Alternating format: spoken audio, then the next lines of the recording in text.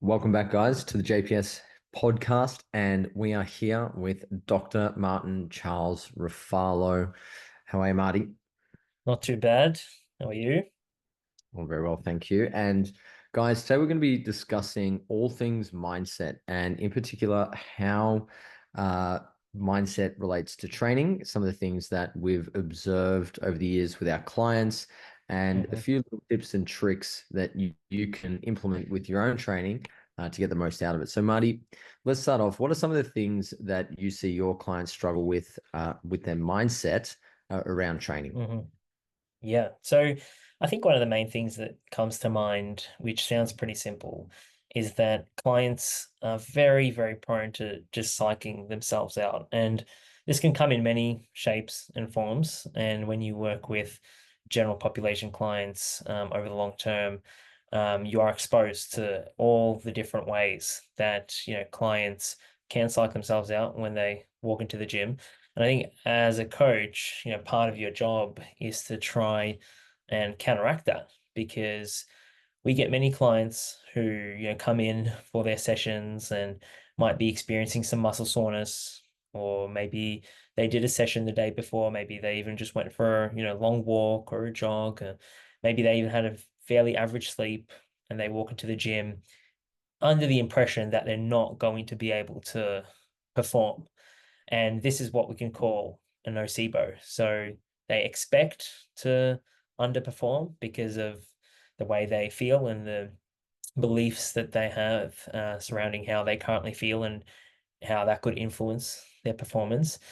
And in many cases, right, that kind of mindset going to the session can lead to performance detriments if you're not there and able to, counteract that via your language, the way you speak to a client, the way you motivate them, etc. So it's important to know for everyone, not just general population clients, that how you feel doesn't always directly translate to how you're going to perform, right? So even in my research, I've observed that when clients rate their perceived recovery to be quite low or their muscle soreness to be quite high, in some cases they're still able to perform just as well as they did, the day prior or maybe even 2 days earlier. And that's, as a coach, it's important to know that. And it's important to teach your clients about that too, because let's face it, when we're working with general population clients, there's rarely going to be a time where these people feel, amazing. If they've got kids, if they've got high stress jobs, etc. And if they're always walking to the gym under the impression that they're going to underperform because of stress and general fatigue, muscle soreness, and whatnot, and that can lead to performance decrements quite frequently, which is going to impede their progress. So, in saying that, as a coach, you obviously have to listen to a client and understand where they're coming from, understand where the situation is at, and then have a plan of attack as to how you should deal with it. So in some cases, yes, you may have to auto regulate and pull back because maybe there is a physiological um, impairment, right, that the client is dealing with for whatever reason. But in some cases, right, clients are still able to push and get a decent training stimulus in, even if they're feeling pretty average. And from a mindset perspective, they're coming to the session, right, thinking that it's going to be a pretty average session. There's been many times where, clients will present like that and, see them walk into the gym and start training with their coach, and all of a sudden they're actually, doing pretty well. So we want to keep that in mind when we're thinking about mindset as it comes to training, because it's pretty easy to nocebo yourself into performance, detriments if you're not aware of these things. Yeah, definitely. We see that a lot, whether it's a poor night's sleep or somebody's a little bit more stressed. They might be somewhat more sore than normal, and they come in and they think automatically because things don't feel as they have when they've had better performances, and they might feel worse than they do on average, then all of a sudden, well, it's going to be a bad session. That negative self-talk starts to Mm-hmm. really get a hold of, just their overall attitude towards the session. And before you know it, they're taking a few kilos off their first Mm-hmm. exercise, a few reps less here and there. Mm-hmm. They might even cut a few exercises short in terms of the number of sets they perform and leave the Mm-hmm. gym. Like, this is very much the case for more so Yeah. Gen Pop. And that's Mm-hmm. not necessarily a bad thing because sometimes something is better than nothing. And in those cases, great, you've still gone to the gym and got a workout in, and that's a big tick for a lot of people.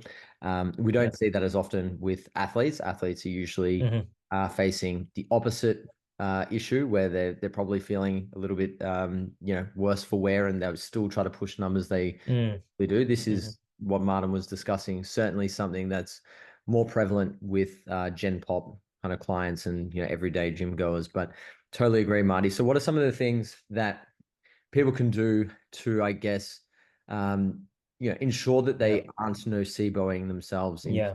a poor workout?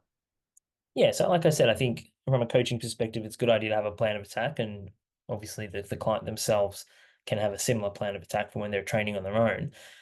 Usually, what I'll do or what we do here in the gym is we'll get clients in, we'll obviously try and understand their situation, where they're coming from, and in most cases, it's probably a good idea to try and approach your first set. So you'll warm up as per usual, and you'll try and approach your first set as if there was really nothing going on. Unless the client's got some pain or some injuries that they're working around, that's obviously a different story. But if it's just general muscle soreness, maybe they went for a long walk the day before, feeling generally fatigued, average sleep. If that's the case, then it's probably a good idea to approach your first set as if you would on any other day. You try and beat last week's performance or maybe even match the number of reps.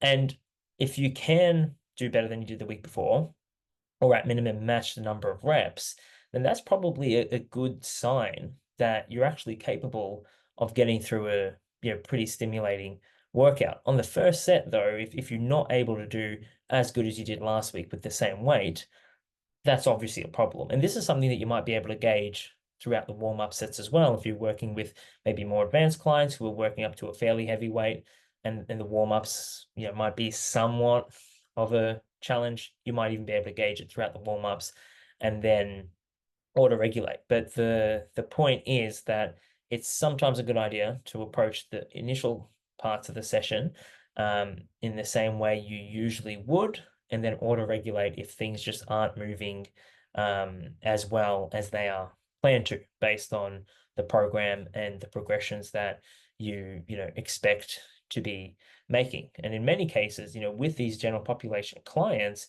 it only takes one set for them to realize that they're actually able to perform pretty well. So, you start with a conversation, speak to them about where they're at, understand where they're coming from, and then explain that, you're going to attempt to push similar weights as you did last week. And if it's just not on the cards, not on the cards, and we can pull back. But if it is, then we can probably approach the session in a similar manner we often do, and of course auto regulate if we need as the session goes on. But usually after one set where a client is able to do what they did last week, they realize that it might actually be in their heads. And this is something that they can then carry on into their own training on their own. So it's a lesson that, hopefully clients are able to learn and employ when, they're not with a coach. And, I've had many clients who down the track come back to me and say, look, I came into the gym yesterday, I was feeling pretty average. I still trained and I ended up doing pretty well. And that's, as a coach, it's amazing to hear that because, like you said, in most cases, people rock up to the gym and they'll pull things back from the get-go, maybe because they, didn't have the amount of sleep as they usually do, or for whatever reason, and they're already kind of shooting themselves in a foot and not in their foot, sorry, not really giving themselves a chance to actually perform, right? And that's basically just leaving gains on the table. Yeah, for sure. And that first set or that first exercise is really pivotal and can be the catalyst for people overcoming, Yeah, perceived, sets the tone. performance detriment. It sets a tone, absolutely. Now, in the event that, we have somebody who's come into the gym and they're the kind of person. So step back for 1 second. Personality type, and I guess somebody's general attitudes towards training are hugely important here, and something to consider. If you have a client who they never really complain, they don't often, make it known to you that they've had a poor night's sleep, and they're just somebody who's pretty tough in general when it comes to these things, Mhm. you probably want to listen to them a little bit more when they do Mhm. their concerns around how they're going to perform today. But then Mhm. you have clients on the other end of the spectrum where they might always have something that's, bothering them or potentially limiting their ability to perform at their best. And in those cases, you do need to tease out, okay, how much stock do I place in what I'm being told around, this person's performance? Because if you treat everyone the same, you're probably not going to Mhm. be Good able point. to discern very well, when there is a situation where somebody's Mhm. performance might be detrimented, due to Mhm. actual causes, or it's just that, negative self-talk, so to speak. So let's say that Yeah. somebody's in the gym, Marty. Let's take out that they've, had a poor night's sleep, or those confounding variables that might impact their Mhm. performance. What are some of the things that people can do prior to a set to get the most out of their set? So, whether it's positive affirmations, whether it's visualization, what are some of the, I guess, tips and tricks to getting more out of your sets? Yeah, good question. So I think the first one is to try and not be distracted before training, which is before performing a set, which is easier said than done in the gym environment. So obviously having people around is great and probably on the whole is positive and has positive benefits long term. Having people that you're speaking to and whatnot, but in some cases you can get distracted. Right. So I think the first thing that people can think about doing is getting themselves in the zone. It sounds simple, but trying to zone out, trying to block out the noise and focus on what exactly needs to be done. And I think, for general population clients, that's really important because some people just don't have the skill set required to perform exercises well with good technique if they are distracted, right? Whereas, high level athletes or people with more advancement can probably start a set even if they're distracted and perform pretty damn well. So I guess it kind of depends on where you're at on that spectrum, but usually getting yourself in the zone and blocking out the noise is a good idea. I think also looking at the logbook and having a rep target can sometimes be beneficial too. So although it's awesome to just start a set and naturally be able to progress and then look at the logbook later and see that you've done more reps, I think that's a great sign of progress because there's no kind of expectations behind it and it shows that you've adapted. Although that's great, I think sometimes having a rep target is also a good idea. And again, it kind of depends on the client that you're working with. Some people will be able to harness the idea of having a rep target and really focus in on that and push themselves to get that. Some people might not need that and are happy to just kind of start a set and see where their natural progression takes them. So I think in some cases you can use the logbook as a bit of a motivator and have a rep target to beat and saying that you shouldn't always be trying to force progression, but sometimes that can help, especially when working with Gen Pop clients. Um, Music can obviously help, and again, it kind of comes down to who you're working with. Some people train in silence, others use music to help themselves uh, zone in. And I think as clients become more advanced, starting to lift heavier weights, they should look at probably doing that because there are positive benefits that have been observed from using simply using music to help you get into the zone. So I think those are three pretty straightforward things that people can do to help overcome some of the kind of mindset related challenges that we may face in the gym before performing our sets. Yeah, I like those. I think another one that's very handy and has been for me and a lot of my clients is creating a pre-lift routine or ritual.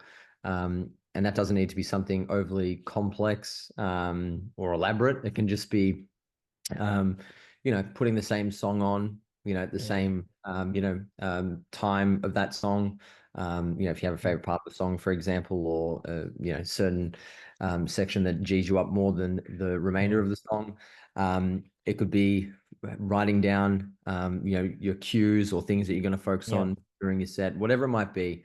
And then approaching each lift in the same way, because I think the more consistent you are with your pre-lift ritual and all the Mm-hmm. little things that go around, your setup for an Mm-hmm. exercise, Mm-hmm. as well as the execution, the more likely you are to perform better. Mm-hmm. So I think taking a little bit of time, whether it's, you know,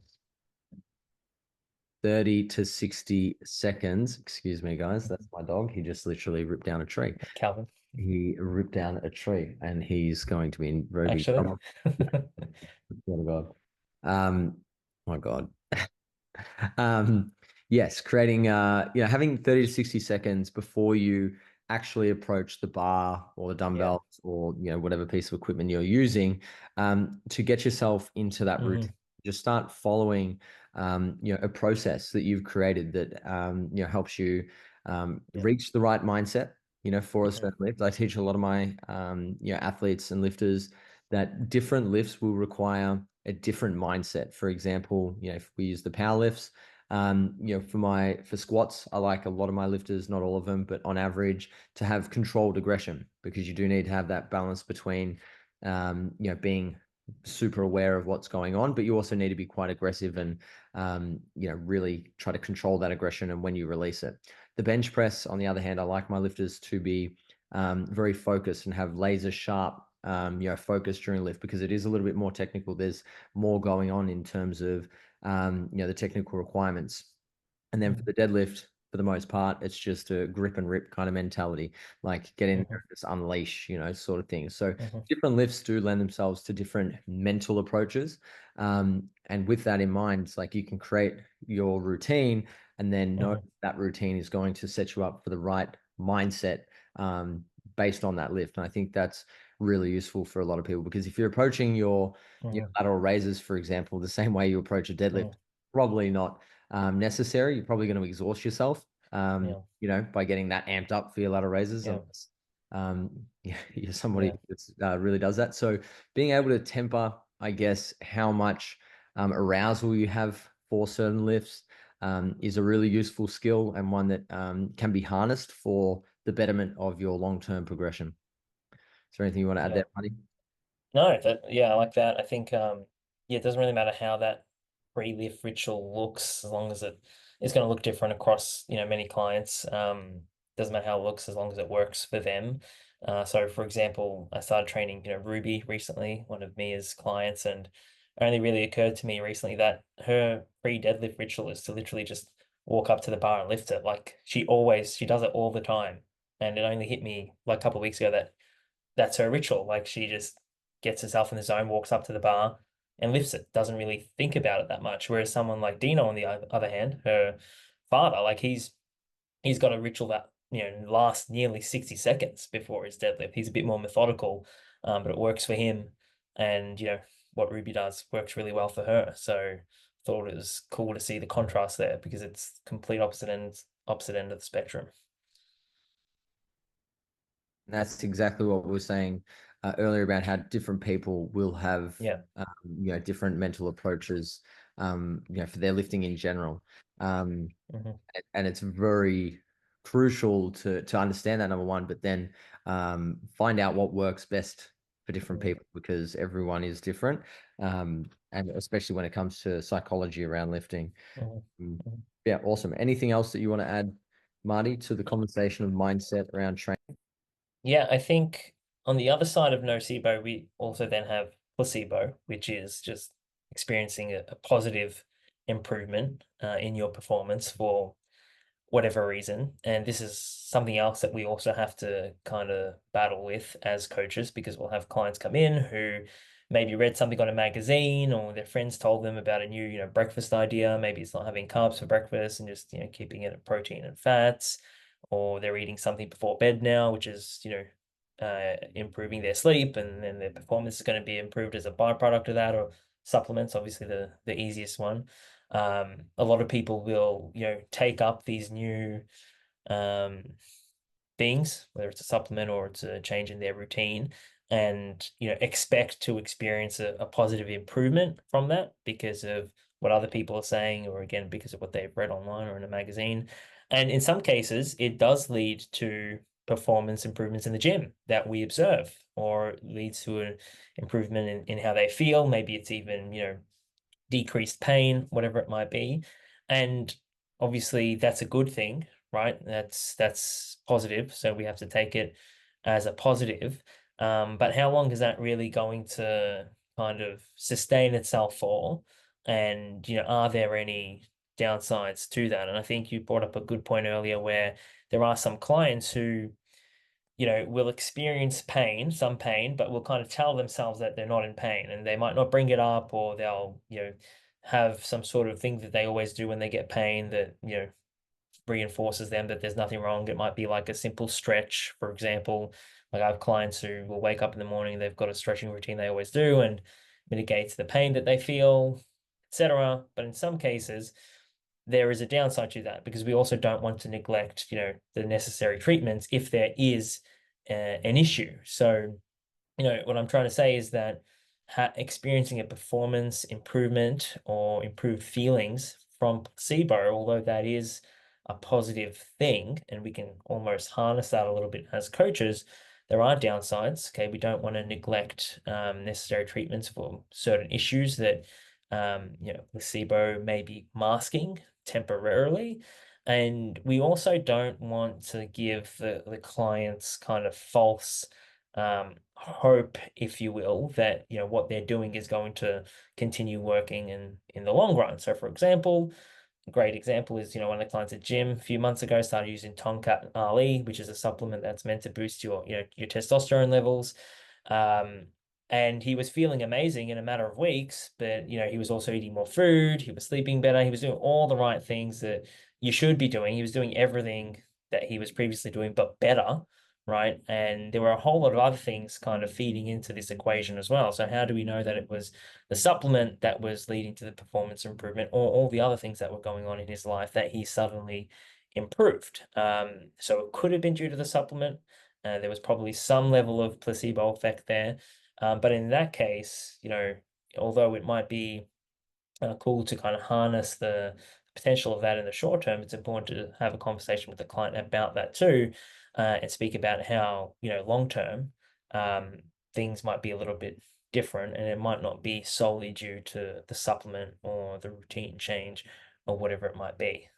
So just a few things to think about there, I guess, when it comes to the placebo effect itself, because it's a real thing, can lead to some physiological improvements, no doubt, but sometimes it gets a bit confusing when you've got other things going on as well that could be leading to that improvement. And there may be some downsides as well, like people neglecting the appropriate treatment they need for certain Mm. pains or niggles or whatever it is. So something to think about there. Yeah, yeah, totally agree with that. I often placebo my clients out of feeling pain and discomfort. I know I've told you about this, a few times. Massage. Yeah, but basically, a lot of pain and discomfort, is all about inputs, really. And, if you impose an alternative input, it can sometimes take away the sensory experience of pain in another area. So when my clients are feeling pain or discomfort, say, for example, in their right shoulder, I might press on, their left lat, one of the sort of trigger points around there, and all of a sudden it takes away from that pain, and they're like, oh, I feel good now. And this is just to show, I guess, how powerful Hmm. the placebo is, because a lot of my clients instantaneously will be like, oh yeah, I feel better, and I've actually Better. done nothing to Hmm. the area that's affected. Hmm. I've just helped placebo them into feeling something else, and that all of a sudden creates that different sensation, and all of a sudden Hmm. better. But mindset's a very powerful thing, guys. I think something to be very cognizant of when you're going into your training is that it can either help or hinder your efforts. And we want it to help your efforts. So using some of the things we've spoken about today can go a long way into getting better results. So we hope you enjoyed that episode, guys. We'll leave it there for today and we'll speak to you all next time. Thanks, Marty. Thank you.